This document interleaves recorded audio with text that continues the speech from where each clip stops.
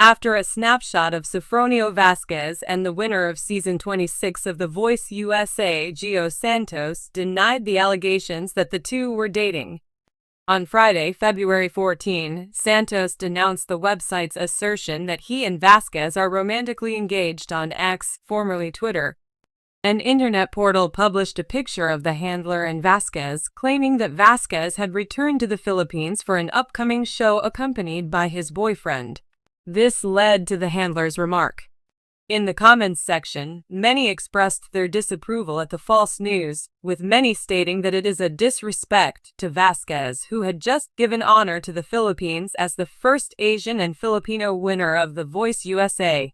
Providing Sofronio with an inexpensive chismis is just unacceptable. Let us relish in his triumph.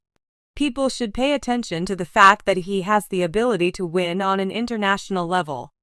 No matter what his sexuality is, we should support him. That is the way a Filipino should be, the saying goes.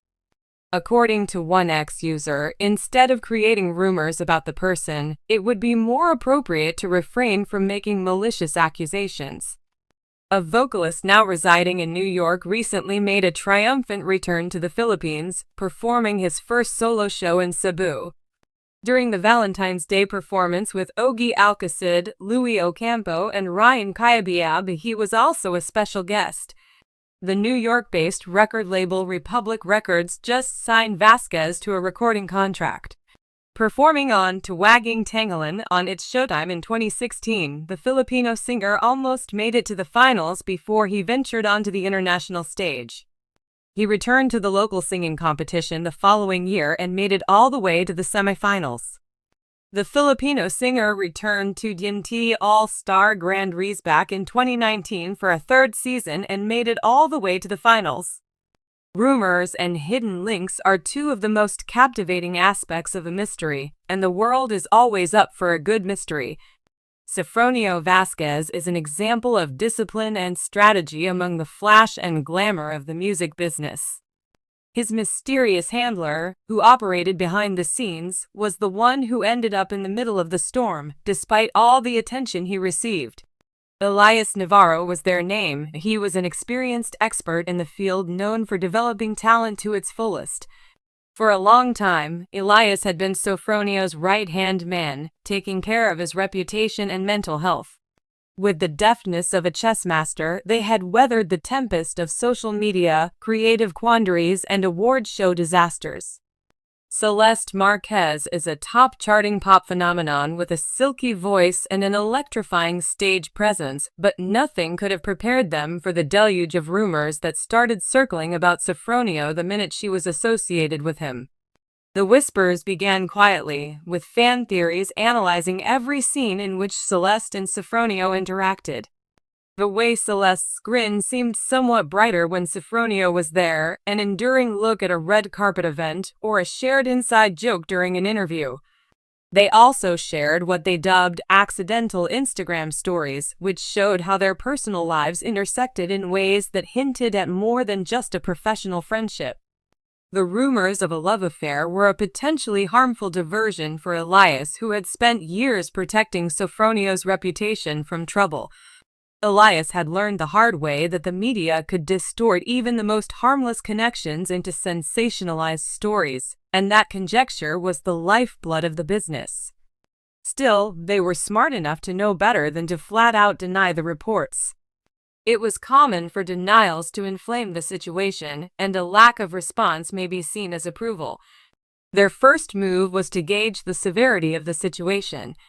Were Sofronio and Celeste truly an item, or was this another case of fans creating something out of nothing? Elias had seen plenty of false narratives spun into tabloid gold before, but they had also witnessed genuine romances bloom under the public's watchful eye. One evening, after a particularly grueling rehearsal, Elias approached Sofronio in his dressing room. He was reviewing footage from his latest performance, a focused furrow in his brow as he dissected every movement, every note. "You've seen the latest articles?" Elias asked, leaning against the doorframe. Sofronio sighed, rubbing his temple. "Which ones?" The ones about me secretly being a time traveler, or the ones about Celeste and me planning a secret wedding? Sofronio set his phone down. It's ridiculous. We're friends. We respect each other's work. That's it. Elias studied him for a moment. There was no shiftiness, no defensiveness, just tired amusement. But that didn't mean there wasn't something more beneath the surface. You know how this works. If you're just friends, people won't believe it. If you deny it too much, people will think you're hiding something. Control the narrative, Elias said simply. We let them speculate, but we don't give them anything concrete. No public confirmations, no outright denials. Keep your interactions natural and let them move on to the next big scandal. Sofronio exhaled, a slow nod of understanding. And if Celeste gets dragged into it? Despite their calculated approach, the rumors only grew. Paparazzi captured Sofronio leaving Celeste's apartment late at night. An anonymous source claimed they had been seeing each other for months. Fans dissected lyrics from Celeste's latest album, convinced that certain lines were about Sofronio. Even Elias found themselves caught in the speculation, with some tabloids suggesting they had orchestrated the entire relationship as a PR stunt. The real challenge came when Celeste herself addressed the rumors during an interview. When asked about Sofronio, she smiled, just a small, knowing curve of her lips, and said, "He's an incredible artist. I admire him a lot." That was it. No denial, no confirmation. Just enough to keep the mystery alive. Elias couldn't help but admire her media savvy. Celeste understood the game just as well as they did. Yet, as the months passed, Elias noticed a shift.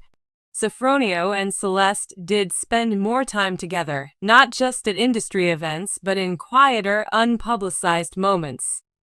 There were inside jokes, private exchanges, a certain ease that went beyond orchestrated appearances. Elias had seen enough genuine connections to recognize one when they saw it. One night, after a particularly long studio session, Elias found themselves alone with Celeste in the lounge. She was scrolling through her phone, half listening to the engineers tweaking a track in the next room. "You know," Elias said, sitting beside her, "you're very good at handling all of this." Elias nodded. "The rumors, the speculation, you play it well." She turned to them, a teasing glint in her eyes. "And what if, for once, there's some truth to the rumors?" Elias raised an eyebrow. Celeste didn't elaborate, just smiled before returning her attention to her phone. It was a non-answer, ambiguous, calculated. But in that moment, Elias understood, whether the rumors were true or not no longer mattered. What mattered was the story, the intrigue, the idea that something extraordinary might be happening just beyond the public's reach. As Sofronio's handler, Elias had always believed in controlling the narrative.